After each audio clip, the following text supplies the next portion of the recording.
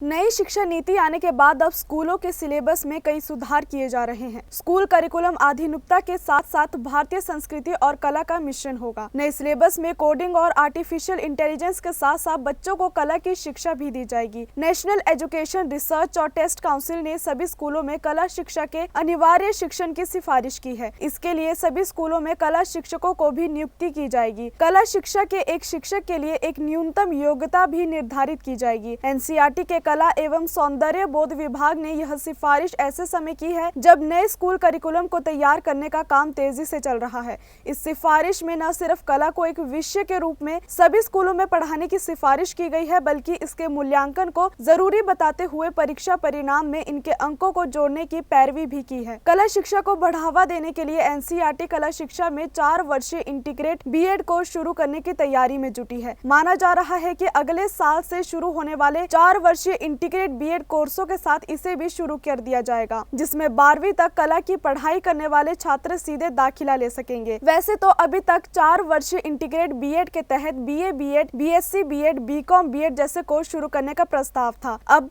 BA BEd in arts education भी शुरू होगी। इसके साथ ही स्कूलों में कला की पढ़ाई के लिए नया सिलेबस भी तैयार होगा। यह सारी पहल नई राष्ट्रीय शिक्षा नीति के आने के बाद शुरू की गई है। एनसीईआरटी ने कला शिक्षा को एक विषय के रूप में पढ़ाने की सिफारिश की है। इसके साथ ही कला शिक्षा का मूल्यांकन आवश्यक बताते हुए इसके अंकों को परिणाम में जोड़ने की बात कही गई है, ताकि सभी छात्र और शिक्षक इस विषय को लेकर गंभीर हो सके। N1 लाइव की स्पेशल रिपोर्ट।